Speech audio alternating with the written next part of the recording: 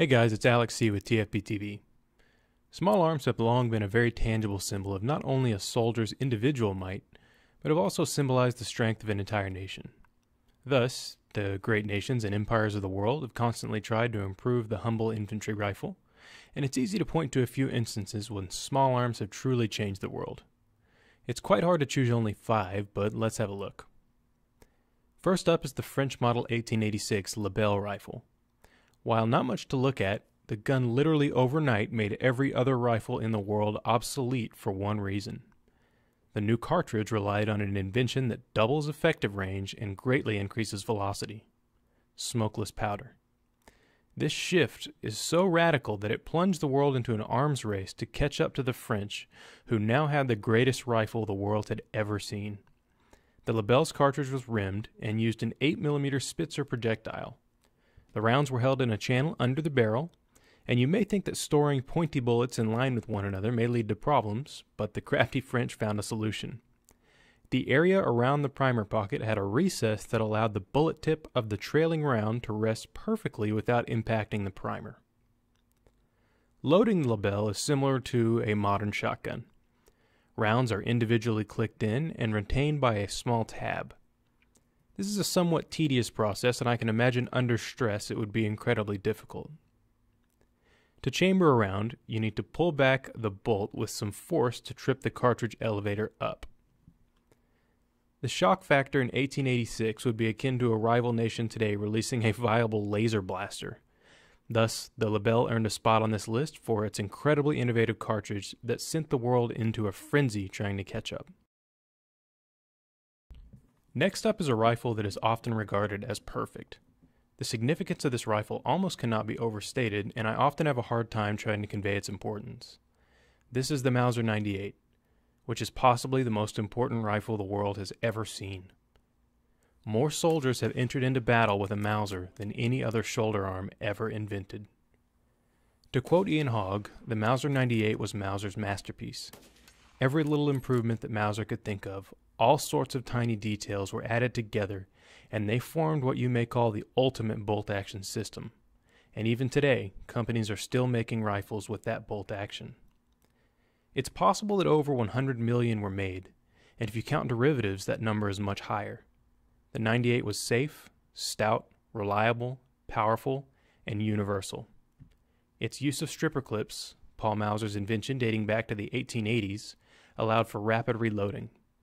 The action also facilitates quick and smooth operation.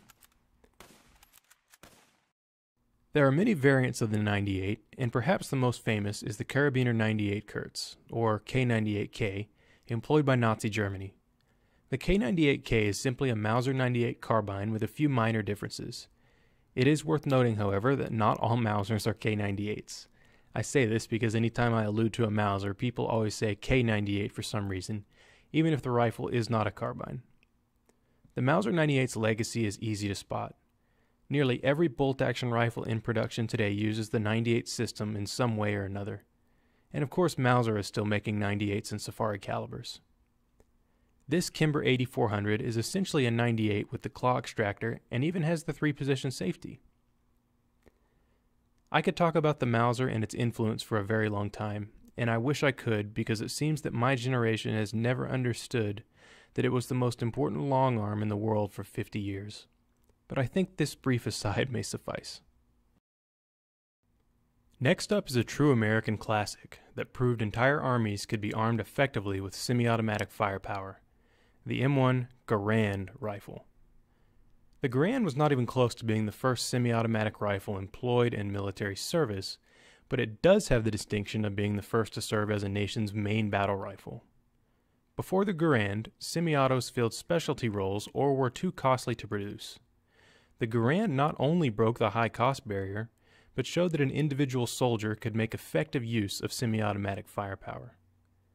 It functions with a relatively simple rotating bolt actuated by a cam track on the rifle's operating rod. The sights are excellent, and loading is achieved by tossing in a clip containing 8 rounds of ammunition. This rifle is of course famous for the harmonious ping of the ejecting clip. Go.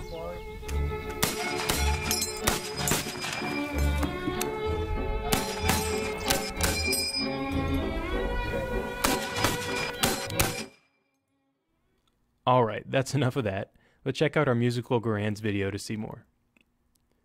So the M1 earned a spot on this list for ushering in the era of the military repeating rifle, and even forcing other nations to play catch-up. The M1 also became a symbol of a generation of Americans who soldiered on in World War II and into Korea, and that earns it a spot on the list. Next up is a rifle that has to be included, the Automat Kalashnikova model of 1947, or the AK-47. The rifle you're looking at is more akin to an AKM, but that's all semantics. The venerable AK, like the Mauser before it, has become arguably universal and synonymous with fighting men the world over.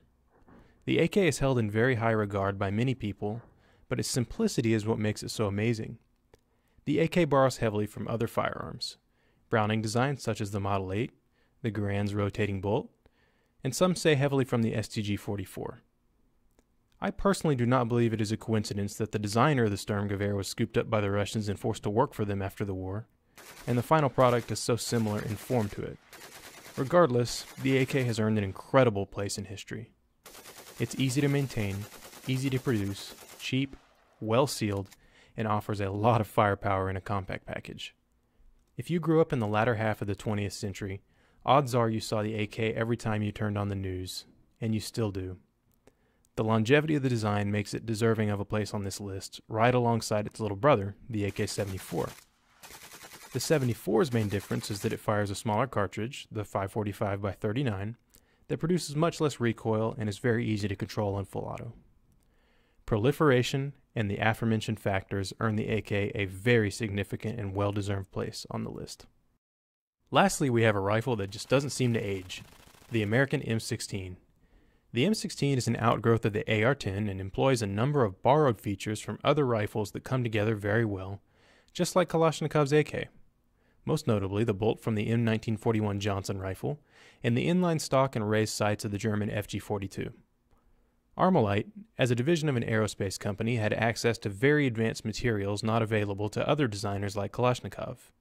As a result, liberal uses of aluminum and polymers resulted in an impressively light design that became a symbol for American soldiers like the Garand before it. The greatest legacy of the M16 is one that perhaps Stoner, the designer himself, did not realize: the incredible modularity that ensures the design just will not go away. Like the Chevy small block, little tweaks and changes just keep ensuring that the rifle stays relevant and a serious competitor to more modern platforms. In fact, small arms designers are struggling to create a rifle as light as an M16-derived gun and continuously fail to do so.